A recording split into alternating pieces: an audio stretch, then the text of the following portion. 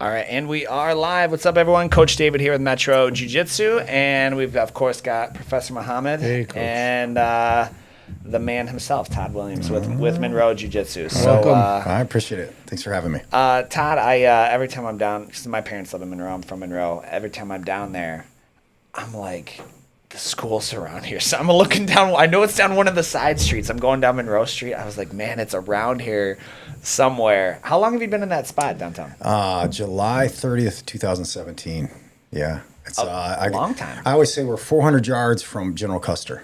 Okay. Oh yeah. That's if close. That makes sense. Are you south of the river or north of the river? We're going to be south. South of the river. Right across from the theater. Okay. So I'm looking on the wrong side. Yes. Then. Yeah. Oh, I was looking on the complete wrong side. Yeah. Okay. Yeah. So it was the old Saks Furniture Building. It was vacant since, I believe, 1964 when we took over that spot. So my buddy owned the building, and he knew that I moved back in town, and he's like, I was doing privates out of my garage with a few people. He's like, why don't I just, can I build you a spot? Because it was, it's That's so sick. And I said, it's pretty easy to make a jiu-jitsu spot. I said, I need some mats, a couple bathrooms, water fountain, and July 30th we opened up. That's what so year? Cool. July 30th, 2017. Wow. Yeah. But initially when I moved back home, I didn't know I was going to open the business. I knew I wanted to come back home, and my mom's getting older. I wanted to hang out with family. My kids, were in college and getting older in Florida. And then, of course, I love jiu-jitsu. And then started meeting more and more people, training, and the garage became packed. And then my buddy had that spot, and it kind of all the cards fell together. So if you don't mind, can we explore a little bit? Because obviously Monroe's your hometown. Right. And so, but you're an athlete, man. You're an athlete. You've got some pedigree, obviously an Olympian, and which I don't know if a lot of people know that. So if you could just kind of share what it was like, growing up in Monroe, how you got into running and track, Right. and then ended up in Tennessee and Florida, and shoot, let's see. To take it all the way back, I'm 56 years old. I was born in '69, a long time ago. Parents are from North Carolina. My dad moved up with my mom in the '60s. Dad got a job at Ford. We moved to Monroe from Wyandotte because I was born in Wyandotte, and then at 4 years old we moved to Monroe, and I was just a really, really hyper kid, and I think my mom and dad recognized that right away, and they took me down to the YMCA, and they said, we're going to throw you in the pool. So I started doing age group swimming at the Monroe Y right there, Okay. and started doing age group swimming. My memories as a kid in elementary school was doing 2-a-days, starting at age like 6. So I would do 2-a-days, go to Manor School, come back, do more swimming. And then as swimming evolved, I started getting better in swimming. And then my dad said, hey, let's try wrestling, because again, I had more energy. Sure. He's like, man, how can we get the energy out of this kid? So then I started wrestling, probably 7, 8, 9, 50 pounds, 60 pounds, 70 pound weight division. Where were they? Was that through the school? That was through the Monroe Palestral Club, which was at that time it was a pretty big wrestling club for the 70s, and pretty tough club. So I was swimming and wrestling at the same time. And then once I got to about 8 or 9, I jumped into the, kind of the main 3 sports on top of swimming. So I was playing basketball, baseball, football, and fell in love with all sports. I wanted to do everything. And as my dad told me from day one, he's like, when I drop you off for practice, make sure that coach remembers your name for doing the right things in practice. So when you get in this car, I know that you worked as hard as you could possibly work, because he was working hard at Ford, and he made sure I knew that he was working hard at Ford. And, I just fell in love with all the sports. Heading into high school, I wanted to play football. My friends were playing football. I love basketball.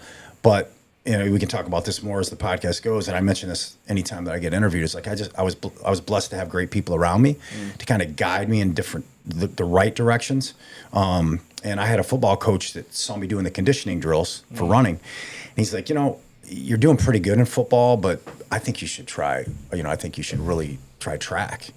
And all my buddies were like, man, no, we want you to play, stay with us. And I just decided to run track. And, right away in 9th grade, I ran 4:32 in the mile.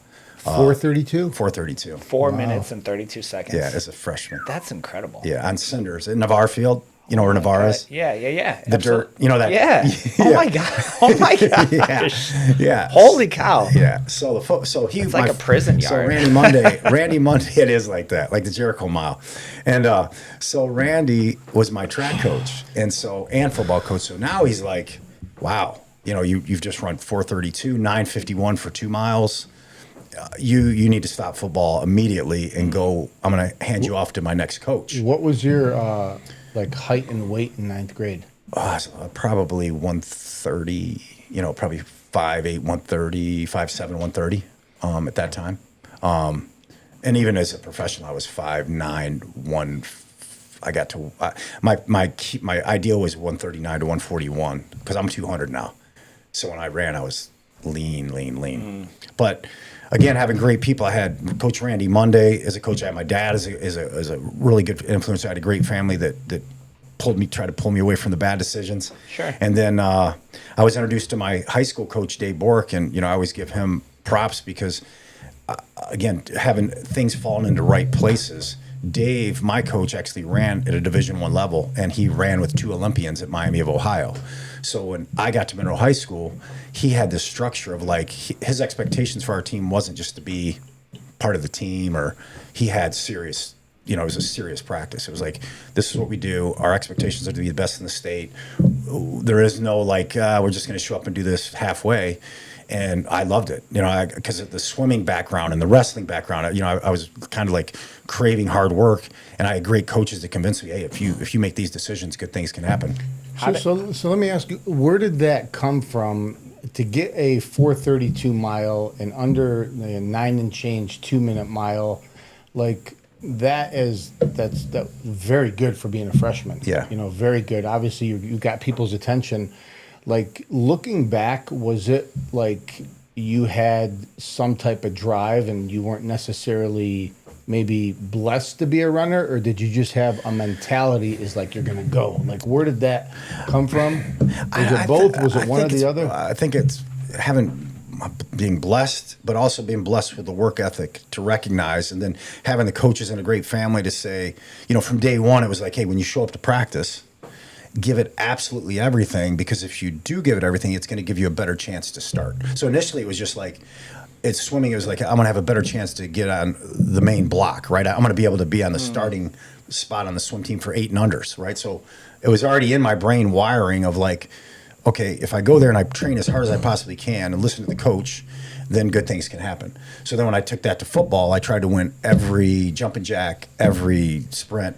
I would try to win everything, even if it was practice. So then I wasn't the most talented, but I ended up starting as a wide receiver. So you asked me before the show. I mean, this is slightly off topic, but I'm gonna tie it back in. You asked me before the show. We were talking about our kids training and my daughters, and so it sounds like your circle, your family, they were. I don't want to say they were. There was heavy pressure, but there were expectations. As you put it. So what was? You obviously responded well to that. Yeah. So, do you think that? There's some thoughts where that's you can get such a disgust. Yeah, such a disgust for a sport. For someone. I went through phases in my life. Now that I'm 56, and I lost my dad in 2009 when he was 61, and him and I definitely banged heads. Right. Mm-hmm. I wish he was still alive, because now that I'm older, I'm man, I'm glad he pulled me and did some things to me when I made bad choices. But yeah, I think some people would crack under some things that I was under with. My dad, for example, I tell this story all the time. I came back one time from breaking the state record in a dual meet, right? So my senior year, I come back to the house, I run 9.04 in a dual meet, I break the state record. And my dad's and I'll never forget this, he's sitting at the kitchen table with the Monroe Evening News, reading the sports page, smoking a cig, drinking a Mountain Dew. That's my pops, right? He didn't go to the meet. So I come to the table, and he goes, how'd it go? And I said, it was against Wayne Memorial. I go, I broke the state record. In the what? In the 3,200. Okay. So 2 miles, 9.04. Wow. So my dad, without even looking up, he goes, there's a kid in Ohio faster. Wow. And I'm like, okay, well, I guess I got to figure something out. Oh my gosh. Todd. Yeah, but you see what I mean? So then I'm like, okay. So then I improve my time. So I'm like, I'll show you. So I got to ask you there, because just the other day I was having a conversation with my kids, right? And I have that mentality, to be a competitor and to compete against somebody or to compete in anything never is enough. And you have to have that never is enough attitude in order to separate yourself more and more and more, and eventually, one day you could become an Olympian or a world champion or whatever it is. So I would like to ask and just get your opinion. Like, your dad sits at the table with you after you break a state record, which is a humongous thing, and you're projecting to improve and getting better and better. When dad says something like that, or coach says something like that, is there a time, like, did your dad ever have a balance of, like, acknowledging, recognizing, saying, hey, you did great? Did your coaches do it? And what type of person on your end accepts that and receives it and says, you know what? Yeah, you're right. The guy's faster. I need to do more. I need to do more. Like, where did that come from, not to let that statement by your father, one of the probably most influential people in your life, to not break you and say he's never satisfied with anything versus saying, you know what, I'm going to beat that guy in Ohio. Or like, which I did. So where did it come from? Can you break someone down? Why didn't Todd say, never is enough. Why am I even doing this? Right. I mean, I thinking back to 1984, 85, 86, I'm sure there was times in my bedroom where I was saying some stuff under my breath.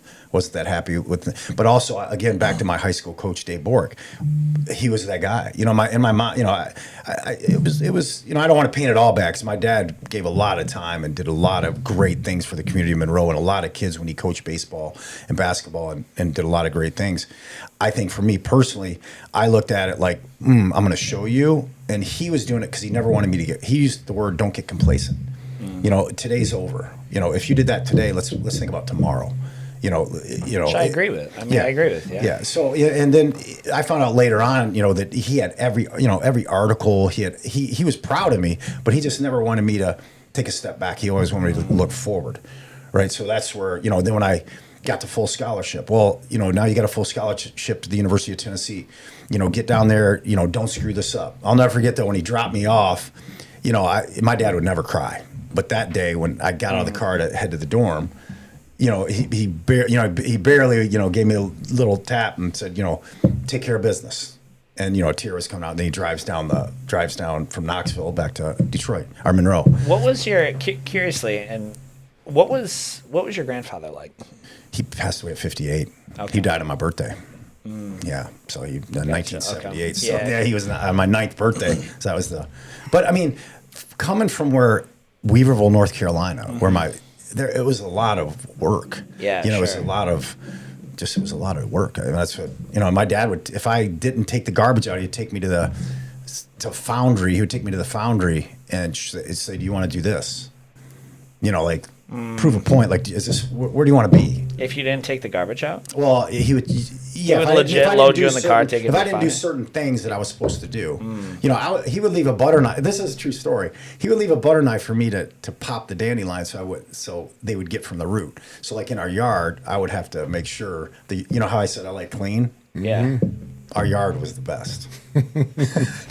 So it was a different time. Like I think it was a different factory time. Workers today who work at Ford, like your dad did. I have friends, so I'm speaking about my friends, not just Ford people in general. Some of my friends are spoiled. Yeah. They work at Ford and Chrysler, and they are spoiled, and they're like, I don't feel like working, get my union rep. Yeah. But when you're back in 60s, 70s, yeah. That's a different. It was a grind. Yeah. It was a physical grind. So I could see that your dad he made sure you appreciated what hard work is. Yeah, and then again, like I said, on the positive side, my dad coached basketball. He coached, our 8th grade AAU team had 6 future NBA players on it. Antoine Gilbert, we knew Antoine Gilbert. He was Mr. Michigan in '83. We had Mark Macon, who played for the Pistons. He was from Saginaw Buena Vista. So I was exposed. Mike Poplawski went to Michigan State, played for the Sacramento Kings. We were all on an AAU team together. So he brought greatness in other sports and coached them, and I was part of those teams. So I was exposed to high level. So my expectations were always I just don't want to be a varsity guy on the team. I want to try to be a state champ. I want to try to get a full scholarship. So that was just the expectations from a young age. So I didn't look at anything like that was out of my reach. Can you build that today? Like you were looking back, like it's easy to say that, Coach Todd was around like those future NBA players and he was around your coaches were Olympians. My coach he ran with Olympians, so he brought that mindset. Yeah, so it's easy to say that, he was around all of these people and it nurtured him, but like today in jiu-jitsu, for example, can you build that? Like, because you and you've had many like Hall of Famers come into your gym. So you've been around that. Your students have been around that. Can you build that today with the clientele, the temperament, personality of people today? Is that possible? I think what you can build is a lot of times I'll do a speech if I get invited to speak at kids camps or running camps or whatever. And when I speak, everybody has their own gold medal, right? So I never won a gold medal. I finished 10th, right? And I finished 6th at the World Championships. That was the highest I ever, and some people say, oh, they'll say, sorry. And I'm like, what do you mean sorry? Yeah. But what I mean by what's your own gold medal, everybody in here, everybody out there, all of our students, if they push themselves to their absolute max and they truly look in the mirror and say, I did everything I could possibly do, then that's their gold medal. So I think us as coaches, us as influencers, I think that's the mentality you have to push. Not everybody's going to make the Olympics. Like I'm in the process of creating a wall at my high school for NFL Olympians, professional box, Bronco McCart. So I did all the history. In the history of Monroe High School, there's 6 of us in the history that ever made it to the highest level. So we had 3 NFL players, 1 Major League Soccer player, 1 professional boxer that made it to the World Championship, top 10 rank, and then I made 2 Olympics. So not everybody's going to get to that wall, but what they can do is they can maximize their abilities. It's a good way to articulate it it's achievable for the it's what's your gold medal? Are you going to be able to look in a mirror and say, I did, my 6th tried place, my best. My 6th place in Stuttgart, Germany at the World Championships was my gold medal. I dove across the line for 6th. 10th in the Olympic Games in Barcelona. I dove across to beat Paul Evans from Great Britain to get 10th. And you would have thought that I was diving for the gold, but I was humping it to that, leaning my chest across the line. Paul probably thought I was a nut because I'm diving for a 10th. But, but I think that's what we have to pass on, that excitement. I think when I go to Monroe Jiu-Jitsu, when I put on an event, when I try to help my students, our Monroe Jiu-Jitsu students, I want them to be pumped. On that, because I was following you on Facebook. I don't spend a lot of time on Instagram, but I was checking out your Instagram. Can you explain to me what this battle for the blue belt? I love this. Any type of this concept. Like, can you explain this? I was down in Nashville. Yeah, this was. That was in Nashville. In Perfectus Jiu-Jitsu. Perfectus Jiu-Jitsu. My buddy Jeremy Aiken owns that school in downtown Nashville, and he's got he has 7 affiliates in the Nashville metropolitan area now. So what they do is once a year, they bring in, and I love Jeremy, but I don't know if I would do this because anyone is allowed. If you're a white belt, for example, I'll give you an example. Audie Cole was the professional football player at my school. So Audie played for the Minnesota Vikings. He lived in Nashville. I go to Nashville maybe 6 years ago. Audie retired from the NFL. I said, Audie, man, you should try jiu-jitsu, man. You're an amazing athlete. Yeah. Big guy. I said, imagine he's in your white belt bracket. You know what I'm But here's the thing, though. Audie, back to the battle of the blue belt. So Audie starts hammering, right? He's athletic, strong. And 2 months into his jiu-jitsu journey, it's battle for the blue belt day. Audie gets to go. What is the premise that's is it any white belt can go against a... No, any white belt goes against another white belt in their bracket. Right, so he sets in the affiliation. In the affiliation. Okay, Salo used to do this. Anyone, but Audie is an NFL football player. What's the size in at that time? I think 6'3"-ish, 6'4", 230-ish. But he's a rock.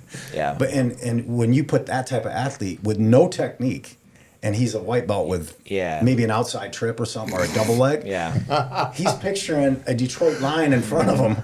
He's going to tackle you and get 2 points. So he gets his blue belt. So Audie got his blue belt. So it's white versus white. White versus white. The winner of that division. There's issues with that that type of case in point, right? Like, so there needs to be like a reality test. Who was it? Lackland does that too. I don't understand, but Lackland, I think it's if you want to contest it. Like, let's say you do belt promotions and you give out blues, and I'm like, oh, well, I deserve my blue. I think Lackland's is okay. Then you can beat every blue belt in the school then, and I'll give you your blue. I don't know. I don't know. Like I've seen it, but I don't understand how. Personally, I like the idea of having a fight for you. I mean, you go to wrestle, you wrestle up every week, right? Like, let's see who wants to represent the school this week. So I like that concept. But I mean, you want to talk? We talked about pre-show. We were talking about like running the school is different than training in a school. Running, owning a shoe store is different than running. Right. Like, you want to talk about bad for business? Like, make everyone compete for their blue to get any type of promotion. Like, that's a tough sell. We could have a 24-hour podcast on belt promotions and people and how people promote and different schools promote, because it's so different from one academy to the next academy. I think it's a cool concept because it catches like people. it. I battle the blue belt. They put spotlights on it. Yeah, it was Are sick. coming out light, spotlights, music. They get to pick their walkout song. They're nervous. Oh, it's a legit event for your blue belt. They got open bar. I mean, it's like a whole an open bar. Yeah. It's like a tournament. Yeah, it's more intense because the whole mat is like everybody's on top of you. I'm gonna punch it on the screen for you, Mo, so you can see what we're talking about. Our viewers, I've got it on their screen too. Before I started jiu-jitsu, they got traveling a the smooth country kind playing in Gus Macker's basketball tournaments and flag football tournaments. And I remember I played against a off-season NFL tight end for the Green Bay Packers. Mm-hmm. And I, at the time, was basically our center, so I'm always guarding the big guy. Right. And there was nobody I've ever faced leading up to that point, even college players, that could really bully me in the middle. Right. I always guarded the big guy. And when I played against him, he was a football player, and basketball wasn't his thing. But the base and the foundation and the strength that this guy has was like nothing I've ever done before. It's like trying to move oxen. It was like an NFL athlete is just a whole nother caliber of a player. Right. So I can imagine. Even if you get D1, you get a D1 football player, right? Like they're just, but these guys are, it's the size and the strength and the size of their forearm. Or their neck or anything else, like, I might be able to get my hand around your wrist. Yeah, athleticism, movements, timing, everything is just like crazy. Like, with Audie, I like in his first day on the mat. This was in Perfectus, was in Brentwood, Tennessee, but got him on the mat, gets his gi. I just pulled. I went deep half. Of course, I could get the deep half on him, right? So I got the deep half, and I did sweep him. But then after I rolled and I tapped him, I'm like, I said, that's all you'll get from me. Smart. All right. Have a great day. Your journey has begun, right? And because that's what I do with a lot of these guys. Top. You can tell when they come to the gym. I'll give them one if they've never trained before. And then after that, I'll go, okay. All right. Now you go roll with the other guys. Yeah. Good. Keep training, and you're going to be really good if you keep. Well, that's really funny, but that's a cool event. Yeah, it is. It is. That's a really cool event. So another question we have. I mean, you kind of answered the portion of Olympian, and I think that's so cool. I was checking out the wall, the Why Not You wall. Mm-hmm. At Monroe High. That's super cool because I think that's Monroe. I mean, it's not the smallest town, but it's certainly a small town. It's the same population as it was in 1970. Really? What is the population? A little bit right at 20,000. Oh, that's significantly small. The city of Monroe, not the county. No, yeah. County that's significantly smaller than I would have thought. Yeah, because I just think of downtown. It's cool downtown, Yeah. Oh, that's like a fraction of even Southgate. Southgate's got what, 75,000? And then you're surrounded by Taylor and Wyandotte, Yeah. Oh, that is tiny then. Yeah. That's small. And the county, I think we're maybe at 175,000 in the county, but the city itself, a little bit over 20,000. Wow. So, do you see any interesting parallels between competing in track and now coaching or training in jiu-jitsu? Yeah, and the grind of it, because people ask that all the time, like, why did you go from like professional running? After I finished at University of Tennessee, I was fortunate to land a contract with Adidas. I got to go to live in London for some summers to travel sick. and compete all over the place, all Wow. over the world. And but once I retired from professional running in 2002, I wrestled as a kid. I knew I needed to stay active, so I jumped right into jiu-jitsu, and I fell in love How'd with you find in 2002? 2002 -ish, Where yeah. where'd you find jiu-jitsu? How'd you get started? So the funny thing is I initially, because I had to be so disciplined with my weight, and every calorie I tracked, and everything. And so I told myself As I a retired- runner. as a runner. Yeah. So when I retired, I go, I'm just going to become like a bodybuilder. I'm going to just get big and go to the weight room, just start racking the weights. And I'm driving. It was like 2 weeks into this, and I'm driving across from my house in Knoxville. I still lived in Knoxville at the time. And I was at this red light, and I look over to the right, and it said Progressive Martial Arts Gracie Baja Jiu-Jitsu. Oh, sick. And I'm like, you know what? I wrestled as a kid. I watched UFC stuff. I said, I'm going to go give it see if it's open, afternoon class. Yeah. So I drive over, and Seneca, Seneca's a pretty big name, and Elio Seneca Marrero is like sitting there, a little guy, about 5'7", 155, ears this blown, and he's like, nobody was there. Nobody was really training jiu-jitsu Sure. back Yeah, then. 2002 it was. Yeah, he's like, you try?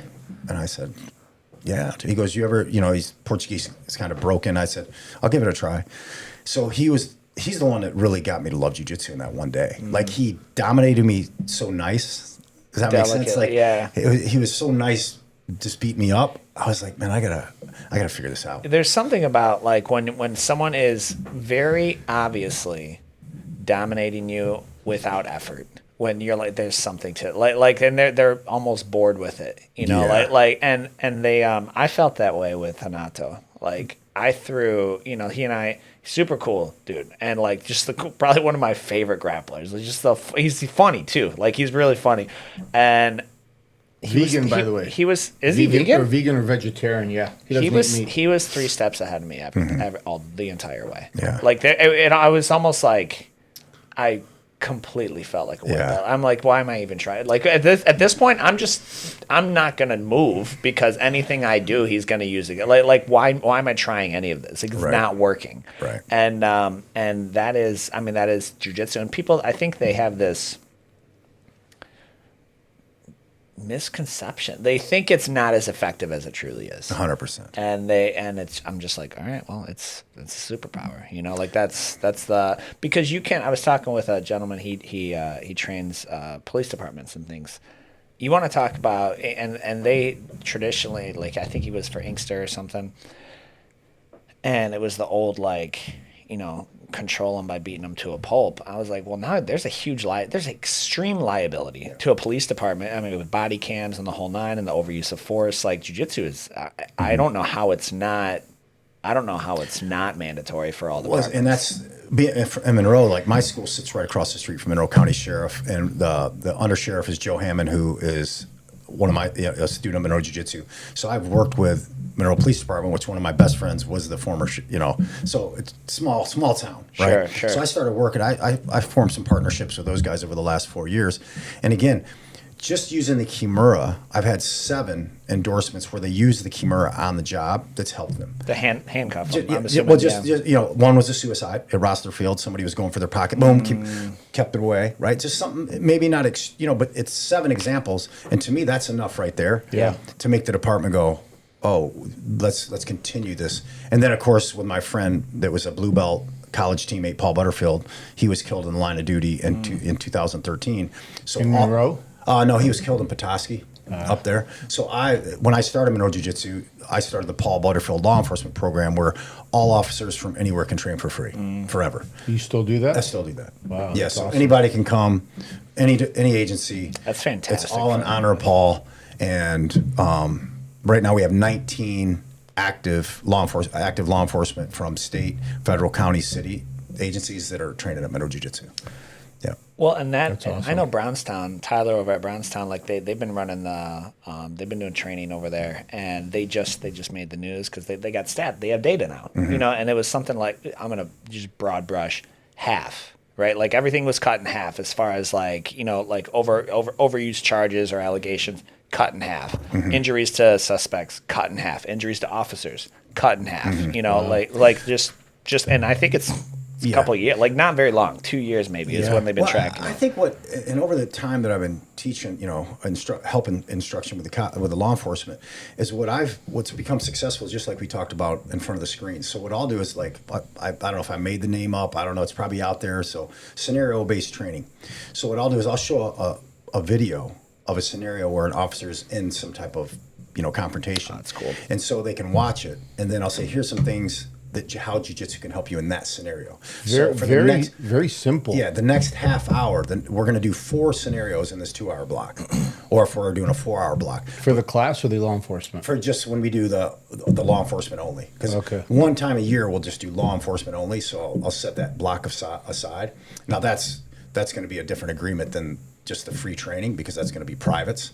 But I just, officers have to see something in my mind where they look up and they see this guy in a fight. So you're taking scenario based, like literally footage of an officer and someone else, and See, that and that's sense. that way the officer goes, okay, I've been there before. I know that position. I don't have to put on a gi. This is real. And like for example, there was an officer from the Monroe County Sheriff, about 7-8 months ago, goes out middle of the afternoon, I think it was out in Ida, in that area, out in the country. Maybe I'm wrong. It might not be Ida, but out away from Monroe a little bit. As soon as he gets out of his vehicle, a guy starts going at him, right? So the guy tries to tackle him. He puts his arm in front of his face, and the guy, take a chunk out of the arm, pulls the arm out. The guy backs up. Officer pulls the gun and kills him. Yeah. So going over a scenario like that, like how important it is to potentially go to the back position, pull them to their side so they can no longer see you anymore. Hit a Kimura trap, pop the wrist behind their back. Now we're doing 3 movements based on that one scenario, and all the officers are zoned in because one of their brothers had to use a firearm to kill someone. So now we're breaking down that technique. Yeah, and I know that there's a whole nother discussion for that, but like in that example, it's legal, and it's just lethal force is justifiable in that instance. But you and I both know that by showing a simple move, you don't have to kill somebody. You can easily control them, get them to the floor or whatever. But if they happen to pull the trigger and shoot somebody, they're not in trouble. Right. And a little bit of jiu-jitsu can go such a long way in self-defense or for the police force. And it's for me, it's sad that there has to be so much bureaucracy and why or why not all law enforcements across the country don't make it 100% mandatory for them to train. And in my personal experience, most of the time, it's because they're lazy. Yeah. Well, and I think the police officers are lazy. Yeah, I think it's, and I think the general population. Like when you think about the reality is 0. How many people in the world train jiu-jitsu? Less than 1%. Yeah, you posted. You're like 1%. I was like, that sounds right. Yeah. It's like so, and not just long. I think just across the board, people don't want to train jiu-jitsu because it's difficult. Yeah, it's very difficult. Right. And even when you think about law enforcement training, I think it's extremely important. But it's not, the 4-hour block isn't enough. Yeah, you've got definitely to continue I tell these officers, come on, just being physical, getting used to grabbed on, getting pulled, getting cross-faced, getting cracked, that. It doesn't feel good. Right. Yeah, and the younger ones tend to train more. Like he was talking about someone who trains at Brownstown. If they're in their like early 20s to like up to mid 30s, those guys feel like they have the youth, or they might have what they think is a physical capacity to train. But once they get over that age, it's like, it's too hard. I don't feel like it. I'm already out of shape. Yeah. So not everybody, I would say, falls into the lazy category, but it's just like the younger they are, the more they feel like I could do this jiu-jitsu, which people think is so hard. And that's where I think if it could be more, I guess the presentation of it could be more scenario-based, where when the officers walk in the door, they look up on a screen and they say, today we're doing scenario 1, 2, 3, and 4. Yeah. Here's scenario 1. And it's real. So it's not position training. It wouldn't be like, I'm going to show you a scissor sweep on the screen from Solo, because then they're looking in the gi, and a lot of these guys, but if you see an officer in a fight and he could have clinched with a backdrop, they're going to go, okay, now I that makes sense. you know what I mean? So that's where I think, and some agencies do that around the country, but not enough of them do it, where it's like, we're going to show this, and this is what we're going to do for the next 4 hours. Instead of a whole bunch of stuff where they walk out going, I'm not going back to that until next year. There's of course the technical benefits of how to control it. I mean, whether it's legal to it's to use deadly force. I mean, that's a life-changing event for that officer. No matter what. Like, so Even in that scenario, it was he had to do it. Yeah. But like you said, he had no for other. the rest of it, that's tough. So that's the reason, again, in that scenario, it was justified, no problem. But again, maybe with jiu-jitsu training, it could have been a different outcome, so he doesn't have to have that up here for the rest of his life. I was talking to, and this is back, I was talking to Tyler as well, and just even the approach, right? How he approaches and this is his testament, because remember when he came in to the gym? Yeah, I talked to him. You were talking to him, I was laying down flooring, and he didn't take the class. He just sat and just watched, like, with a real judgmental kind of piercing view. Because like a week or two prior, he had gotten stuck in bottom side control. He didn't know that's what it was called, but he had gotten stuck in bottom side control, and he couldn't get out, and he was spooked. Well, David, what he said was, I don't know if he approached you or me first, but he walked in. He's like, I got in an altercation on the street. Somebody got on top of me. He went to grab my gun. And eventually I got my gun away from him. I could have shot and killed him. I didn't. He says, but what scared me the most is I didn't know what to do. Yeah. Yeah. So that, I mean, that was his experience. And then he was watching it, I think, to see if it checked out. Right. So he signed up, and then fast forward 2 or 3 years, he was saying, even just how I approach, he's like, I don't like the comfort level of even proximity. He knows where the danger zone is or is not. Being touched, whereas before, if anyone touched him in any, he would freak out. And he's like, guys, listen, we don't it was just a much more calm, I don't want this, you don't want this. Let's handle this the nice way. That's how whereas jiu-jitsu before he would show up he would have to put off an aggressive and intense and a bold, authoritarian response, because if that didn't work and scare them, he had no other tools. Right. So it's almost like this false kind of bravado, false bravado with it.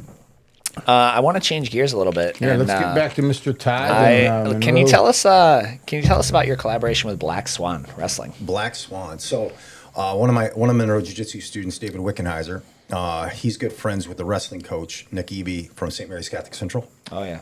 And so Great Nick program. is a student at Monroe Jiu-Jitsu as well. And was it maybe has it been 2 years? So Health Matters was a nutrition store right next to our gym. That little place right next door. Yeah, Health Matters. Yeah. And so she decided to sell, and she decided this after a long time being there. She decided to sell her small business and leave. And David Wickenheiser had the idea with Nick to, hey, let's start a local wrestling club, and we could connect it to Monroe Jiu-Jitsu. Sick. And so once they got that rolling, I had a bathroom. So my bathroom used to be right in the way of where some of the mats were going to be next door. And so I told David, I said, since he bought the space, I said, I'm going to go ahead and give you my bathroom, but can we partner? So when I need that space, he goes, oh yeah. So Sick. he jackhammered my bathroom out. So when I open the door by my desk, there's Black Swan. Mm-hmm. So anytime, it works out beautiful, because what I've done now is any jiu-jitsu kid that signs up, I pay that price also pays for wrestling. That's so cool. Because I want them to wrestle. So Is it season? Is Black Swan's during the wrestling season, or is it's that going to be year-round? more intense during wrestling season? So it's starting to pick up more opportunities during the wrestling season. But it's year round, at least twice a week. So if a kid signs up and they want to be a grappler, they would go Monday jiu-jitsu, Tuesday wrestling, Wednesday jiu-jitsu, Thursday wrestling, Friday situational kids. So you get 5 opportunities to get after it. I think, man. Yeah, so that's... This isn't... this. I mean, I think if I had to choose for kids ideally both, jiu-jitsu, I think as far as a practical, I'd almost lean towards wrestling. As far as kids to protect themselves against bullying or whatever. You see these, and they seem to pick it up faster than jiu-jitsu because the movements are less complex. Yeah. and they, especially young boys, like if you're like, grab their legs and start running. Like they can look Right. up and start running. Yeah. That's a lot easier than What's your a opinion on that? If you had to kimura. pick one for self-defense, jiu-jitsu, For or kids, wrestling? for kids, I'm saying. I would say wrestling 1, boxing 2, Western boxing 2, and then jiu-jitsu 3. Muay Thai I would throw in there somewhere in there. But for a kid, wrestling, because they learn physicality and like it's simplified, right? So, and they're just, because you can see you can almost see a 7-year-old if they've wrestled they've already got the swag. Yeah. That's cool. You know what I mean? Like you can see if they lower levels on a kid that has never wrestled, the kids are getting taken Not down. even fair. No doubt. So and they just learn how they start getting that, I call it swag, right? They do. Like here, Faster than jiu-jitsu. Right. I would disagree, though. I think that when you start learning jiu-jitsu, maybe because I'm a little bit more partial to judo, but I think that my opinion would be jiu-jitsu because to really excel at jiu-jitsu and grappling, you have to have a good understanding and knowledge and of defense. Yeah. And defense creates the best offense. So my preference would be like jiu-jitsu, but you probably would pick up the takedowns faster than you would pick up the defense of jiu-jitsu. sure. And the takes more time. wrestling too. Like I noticed the scrambling, and they are like the younger ones. Now, not the older ones. Now, older. If you're a certain age, I would say no wrestling. I'd say you start jiu-jitsu and take it easy. Yeah, sit on your butt and just defend. I agree. Yeah. Let's learn how to protect ourselves. Yeah. But for the young ones, like their ability to not want their back to touch the mat and how they scramble, it's unbelievable. Yeah. Once they really, once they get in there, it's like, oof, it's hard to keep them down. Well, and paint like that. If we're talking, like self-defense or like put it in the classroom, put it on the school campus. Yeah. Say a kid gets taken down and they land in his guard. Unfortunately, now that fight's probably going to get broken up before he can even work anything from the guard. Like parents, teachers, and things are going to get involved, right? And all that knows, the kid who took him down didn't learn any real lesson, So or vice versa. So now you're playing from bottom, and you can't really get a whole lot of work going because you need a pretty competent guard to make something happen in 20 seconds or 30 seconds. Yeah. Like you need a very good guard, and so. Well, not against somebody who doesn't know anything. It's a kid wrestler. Untrained. And, Wrestler, kid that'd be a little wrestler. different. And so I think just like you talk, there's some. If you've never been picked up off the ground, the first time it happens, you're like, Yeah. yep, that's me. That's me. Rethinking my life. Also, to your point, there's also certain things that are, scenario based for even like we talk about law enforcement for kids on a playground. Let's say somebody comes up from behind, they sneak in and grab you by the neck. That's different than wrestling, right? Or a bear hug from behind. Certainly. Yeah, or I agree. under the arms, or I think that type of training is comboed with wrestling. You know what I mean? Of course. There are going to be some weird things that happen on the playground that isn't like, hey, you ready to go? Yeah, we're not square. We're not square. We're not square. Yeah, and again, an example of that. One of my students' kids was at a local school, and the kid kept messing with him, but it was more wrestling based, but with a little jujitsu. Sure. So he's been training for like 3 years, and he's 11 now, but it happened last year. So the kid was messing with him, and he reached to grab him, and I'm not going to say the name, but he arm drags him, and he gets the shoulders and pops the knee back so he falls back, and then he put a seatbelt on him and dragged him to the playground. And he kept going, stop messing with me. He didn't punch him, but he just, he was scared. He's still using his jiu-jitsu, but he was scared. Stop messing with me. The teacher comes out. They both get suspended. Well, of course. Yeah, that's not surprising at all. Yeah, and then the parent got a note from the administrator that said, keep that stuff in the dojo. And I'm like, oh, no. There was not one punch throw. I'm walking into to the superintendent. This was Monroe District. Well, it had to have been. Yeah. How do you Crazy. That is it's a disgrace. Yeah, how the school district I said have that individual come to watch a class. Don't judge until you see. That's a disgrace. Does wrestling shoes and on the mat? I'm curious to know. You guys said you share spaces, 2 separate spaces. Yeah. Okay. Do you guys ever cross over? And I'm just curious, how do you handle if they're going back and forth or anything like that? Shoes on the mat and the hygiene portion. When we walked in, I noticed how your place is super clean. Yeah. It's clean. So shoes off, yeah, we hammer the. I kind of have that talk all the time, from nails to clean gis to shoes off, shoes on, shoes in the bathroom, buy your flip flops. I don't have any Monroe Jiu-Jitsu flip flops yet, but that could be coming down the pipeline. Right. We were at a tournament last year, and we shared half the venue was for jiu-jitsu, half the venue was for wrestling, and I'm not exaggerating that they were going. Not only were they going on and off the mat with the wrestling shoes, but they were walking into the bathrooms, were closer to the wrestling portion of it, and they were walking in the bathroom with the shoes. Water was puddling everywhere, and they were walking out, walking right back on the mat. It was the most filthiest scenes I've ever seen in my life. With shoes, yeah. Yeah. So, that was a anyone in the area knows I'm not gonna. And kids were walking barefoot. But here's the crazy thing, the room could have been split in half, and it was like a true yin and yang. Literally, you had on the one half, you had all of the wrestling mat. There's a wrestling meet going on, and the parents like camped out, dog, because you know how it is. Like a jiu-jitsu tournament, get one match, maybe two, and which, I mean, we could discuss maybe later about how they should get more matches for a tournament, but those kids were signed up for the day. Like it was a meet, and I don't know. I have no idea how many like matches will a kid have in a wrestling meet. 5 to 6. 5 to 6, yeah, right? Which is awesome. Yeah. And that's an ongoing thing. Right. That's an awesome. Yeah, they're getting how many experiences in a season? They're getting like 50, 40. And that specific tournament is they're mimicking that. That's their whole thing, is Madison bracketing, round robin. And so it doesn't matter. Like, you got 4 or 5 people in your bracket, you're getting 4 or 5 matches. If you lose them all, you lose them all. If you win, you win. But like there is no single elimination. I understand why they do it, to keep the things moving, but like one match, you're not going to do a lot. But that would to paint the room.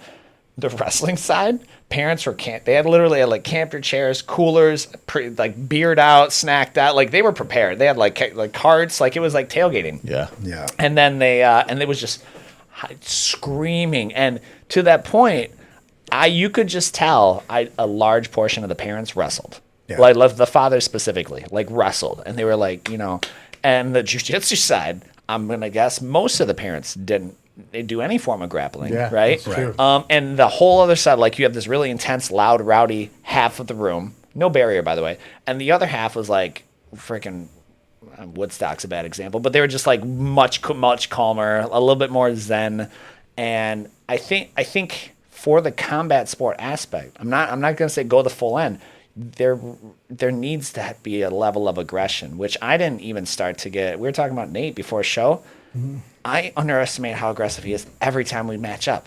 Like, because he's like nice, like he's like super nice. We're like, hey, what's up, Nate? Not much, man. And then slap bump, and I'm getting freaking in the gi at like mistake number 1 was go against him in the gi, but like I'm getting snapped down, and I'm like, this guy, like, I thought we were friends, dog. Like, so that aggression, I think, it needs to be there. You can turn it on and off, but it needs to be there in combat. You know what we do with the kids sometimes is I'll do a speed chest, so I'll do 10-second rounds, and they have to get I love that. Bruno will do 10-second that. round, just go. Yeah. Like, you have to do it. And so it makes them engage. I love that. Bruno did, I think, 30 seconds, but he'd play with it. He'll do 9-minute rounds and then 30-second rounds sometimes. So for the kids, they're like, because they don't know what I'm going to say. Sometimes I'll go 12 seconds.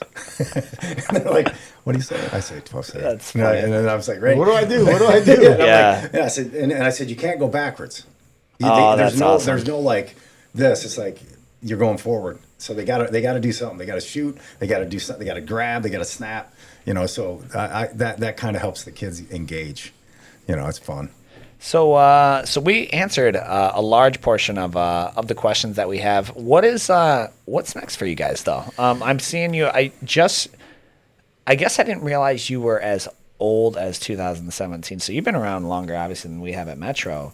I feel like I just started. Did you just start promoting tournaments maybe since 2020? Because I feel like I didn't see Monroe Jiu-Jitsu badges as much, and then now, like, you guys are pretty much a staple at just about any tournament that we see. Yeah, I mean, we don't. Let's say I would say only about 15% Jiu-Jitsu tournaments. That's about right. You know, it's about 10 to 15%.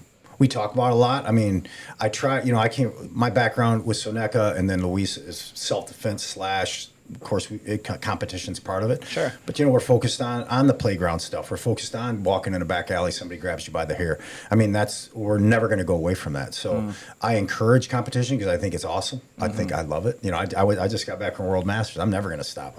Hopefully I'm in Masters 7. I'm 86. And I'll be out there smacking hands. God willing. But, you know, I think it's... But if somebody doesn't want to, I don't want them to get discouraged from jiu-jitsu just because they don't want to. They don't want to compete. Yeah. We do a lot of super duels, like with Tyler Beckley at Finley or Second Nature. We'll do dual meets. We'll do the class and the middle class, and I'll say he's also a handful. Let's go. I'll say you versus you, and you're sitting there like, what? What? So like just a comp style match at the end. Yeah. At the end? But in front of everybody. So I'll circle the mat up, and they don't know who I'm going to pick. Yeah. And I'm like, and so they're paying attention. Yeah. And then a lot of, they're sitting the right way. So I'll say, slide forward twice. And they'll slide forward, with their hand up. And then they'll slide back. And then I'll say, okay, in the middle. And then I'll have a kid be the unofficial ref. So they have to get out there and make sure they shake hands. Smack. And so yeah, David likes to do that. What's the super duel between... Because we do comp matches that because you'd be surprised just how nervous they get competing in front of their peers. Yeah. Like people start circling around. What is it you do across schools, like with Tyler and them? Like, so we started that during 2020. So there was nothing. So it's like once we didn't talk about it. Though. Yeah, exactly. But after everything was good, whenever that was. Yeah, sure. We got to get some competition. You want to do a dual meet. And then I got a hold of Dion. He's close. So he sent me a list. And then I looked at my list and we just did matchups. And we chose, one day we did one time we did it at Braza. One time we did it at Monroe Jiu-Jitsu. Then we did one at Finley. Second Nature got involved. A couple other schools that had some people that just wanted to jump in and only had a few people. Just to give people opportunity to compete. Honestly, I think that...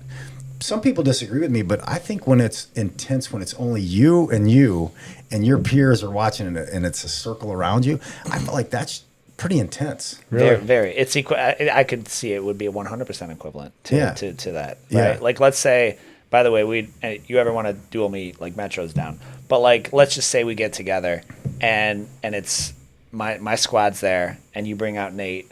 Again, and I'm way more nervous than any tournament I've ever been at because there might be like two of my teammates watching, versus the whole squad. Whole school. The whole dude. Yeah. Nah. Yeah.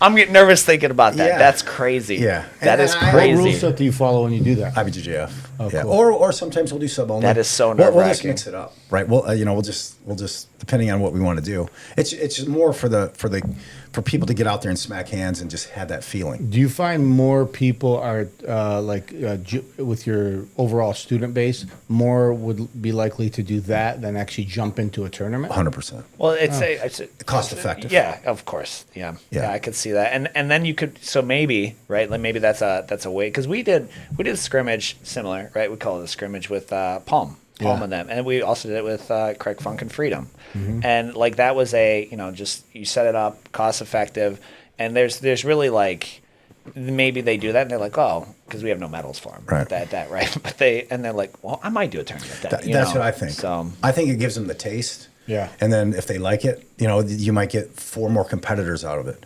But then again, you look at the IBJJF again. I went to Vegas. I spent the money. I did what I did, and some people don't want to spend that much money.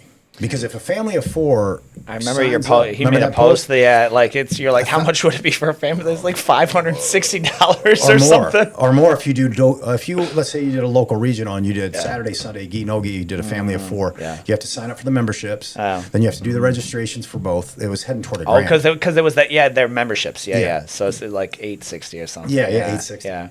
But see, that's where it's like, I don't know. Some people just they can't do it. Yeah. So at least give them a little taste of it. Yeah. And and it could be the first time they ever do it because you can tell the nerves. It's I love it. It's so well, and that is to the point of the benefit of it is performing under that pressure. Like that the ability to perform under said pressure. I mean, how that translate. how much does that translate to any other area, whether you're going to apply for college or a job interview or board, whatever?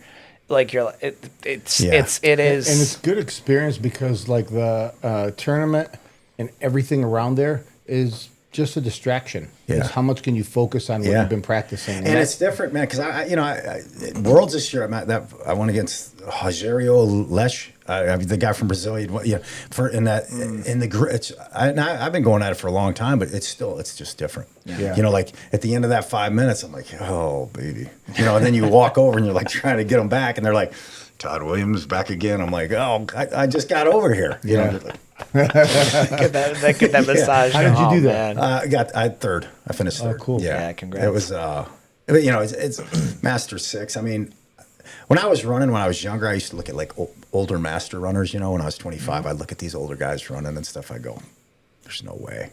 But now that I'm older, I love it. Yeah. You know, I just did a relay at the Detroit Marathon on Sunday. Oh, nice. So I was part of the relay. But I get it now that I'm older because I never want, for me personally, I just don't want to, I don't want that day to come where that's it. You don't want to be complacent. Well, just the feeling. Yeah. I like the feeling. Yeah. You know, and there's, you know, I don't want that day to come where that door shuts and I'm never going to get that like preparation feeling to get ready. Yeah. Walking through the tournament door, you know, the forearms that feel like somebody hit me with hammers. I want to try to keep that going. Yeah. What do you, go ahead. Well, and it gives you the preparation, like you said. Like if I know I've got like a tournament, any type of a tournament match in the next 2 months, like it changes your life. affects my thinking. Changes your life. It 100%. That's what we say on Tuesdays, like, when the old crew gets together. You know, it's the tournament could be next August, right? It could be because, you know, there's not that many older people that do tournaments, so it's like you got to go to one or two. That there might be three, and so we're sitting there as the old boys, and we're like, this is what it's all about. Us just in this room, and it's steamy, and we're beating the hell out of it. You know, we're just beating each other up, and we're getting ready for a tournament in March. You know, but I think it's that journey that changes. Your diet changes, your conditioning changes. You try to stretch more. You try to get a little bit extra rest. It's that whole process. That's it's What fun. are you doing to get ready? Are you going to Master Worlds December? That'd be no gi, right? No gi world. No, no, I'm a gi. No, okay. We're straight gi. I changed Monroe Jiu-Jitsu world. It's only gi. Oh, you We guys only don't do gi. any no gi. No gi. No. Unless they take it off at open mat. You know, if they want. But I decided, was it last year? I just said we're only a gi school. I would agree with that. Yeah, I love the gi. Yeah. And I lobbied to have this location be the no-gi one, and the other, and it did not pass. yeah, I mean, some of the younger, I mean, it really wasn't that much. Like some, you know, my younger students were like, "What?" I'm like, "You can do it. Just take open match. You can do it, or when you're rolling afterward, just try to be disciplined and not grab anything, and see if you can do that. Stay disciplined. Yeah. You know, but I just Self-defense in wintertime, in summer, very different. yeah. Those grips and knowledge definitely come in handy. Yeah, and the old argument, you know, this old argument of like gi, no gi, gi, no gi. Do what you want to do. It's your life. Yeah. If you want to do gi, do gi. If you want to do no gi, you want to do both. Just have fun. A gi player will do just fine in a self-defense scenario. A no-gi player will do just fine. You know what I heard the other scenario. day is that some organizations will give somebody a blue belt in gi and and no gi and white belt in gi. That's outlandish. Or vice versa, whatever. If there's that large of a disparity between your jiu-jitsu, you are the lower belt. Yeah. Like Yeah, and like when reality. they register in tournaments, somebody was telling us at the gym the other day, when they register in tournaments, they have one rank in gi, another rank in no gi, and have you heard that before? That's silly. Yeah. I mean, and then the discussions on, you know, with who's this guy that recently Money room. This whole thing with promotions of people and Who cares? Like, why do I care? Like, if you, let's just say, right, if you're wearing, you get a black belt in 3.5 years, I didn't give it to you, and I'm not wearing the black belt. So why do I care? Why do I care? My thing was on that. Nobody's ever mentioned where was the celebration for his blue, purple, and brown. Yeah. Yeah. Where nobody's talking about that. Like where's Well, it was all private. talked about his blue, purple, or brown. Yeah. So why shouldn't he have? That's a good point. There's not one person. I mentioned it on I was shaking. Interesting. Usually I don't comment, Yeah. but I was shaking yesterday, and I had to say, Why isn't somebody mentioning his blue, purple, or brown? Yeah, because you cannot skip any belt other than white to blue. Right, Yeah. right. I am curious how it got attention. Every time I see, like, I'll tell you what though, I can't believe we're still talking about it. Like, Yeah, it's people true. are so We're making people it relevant, people yeah. are so consumed. I'm like, he's clearly has no intention of competing. Has no intention of competing. And he said it's about self-defense. Yeah, and he said it's about like, so who cares? right. Like, Yeah. who cares? Right. Like, let's say on the one side, let's say guys sold out and gave away a quote unquote fake black belt. Okay, who cares? 250,000 supposedly. Yeah. Like he was getting 5,000 an hour. Okay, all right. So who cares, Yeah, right? yeah. And let's say if it's legit, it's legit. But Right. like it comes back to like it doesn't affect me. Right. Like he's not wearing a black belt that I gave him, and then like I'm not the one wearing the black belt coming under scrutiny. And I think what it is, I think if you went through the grind of getting your ears smashed in, your teeth knocked out, broken ribs, cracked eyes, going through the grind to get, I think that's the issue people have. Like Yeah. they want him to have to like, to me, you want people to feel that because you had to go through that. yeah. Yeah. And I think that's what Yeah, the issue is. I do understand, right? And they're like, well, this is jiu-jitsu's on its way to taekwondo. It's going to be soft. I can't control what other people do. Yeah, I can't control how we talk Right. about how they promote, right? Right. I can't control how other people promote. I will an added benefit of competition is it's kind of a litmus test, right? Yeah. Like if you guys go out there and you got some blues and they all like just get outside tripped, neon bellied, and like cross choked. Well, yeah, that's a hole in our game. We need Right. that. Like it happens 4 or 5 times in a row. Like that's a hole. We need that. It's honest, right? Yeah. Well, then you have the schools that hold back strictly for Yeah, competition. yeah, You know what I mean? that's So all. it's like- I know that too well, Yeah. dude. I just, Yeah. I'm not gonna get. It's one of my old teammates. I swear to you, he was a blue belt since Metro opened, like for 7 years. I swear to you, Yeah. like so he was a blue belt when we opened, and I think he just got his purple, dude. Like maybe, like, and I'm like and he was winning. You're right. He was every time But he'd get cold. But to your, every but time. like, you know what, to your point though, all you guys can do is put your blinders on. Yeah, You yeah. guys do you do the best you can Yeah. do. What's your gold medal, Yeah, right? of Back to the course. whole beginning of Yeah. this talk. And you not let that nonsense, whatever it is, you just don't let it take away from your great day. Yeah. Because today's the day. Yeah. That's what I like. And it is hard though with social media. It's so hard It's not so to get easy, like yeah. this, junk in your head to pull you away from what the focus is for that 15 hours, 14 hours that you're going to be doing something positive. And that's it is hard to do. It's a pretty big. I will say it's a big. I've got a social media blocker on my phone. Like you can like block it out. Like it won't let me use social media for the hours that I allocate. First I was like, well, we'll see. It's a pretty big difference, man. When you go to like you don't even realize the habit of opening up and just go, let me check Facebook, whatever. And it's like, no, you can't. You got 3.5 hours left. Like My in what you kids got. this thing that we put on the refrigerator. They walk by it, they scan it. It disables all social media, and on the on their household? phones. Wow. Yeah, and so you scan It's it. like a QR code. It's like a QR code, but it's something like that. It's more like a AirTag or something. So they just scan it on their phone or they wave it. It disables everything, and then there's Until like you re-engage it. yeah, there's like a 2 or 3 step process that they have to go through to say, okay, disable the app. Yeah, Yeah. Yeah. I think that should be almost mandatory Well, to and make people more effective with their life. more effective, and there's just minors having social media.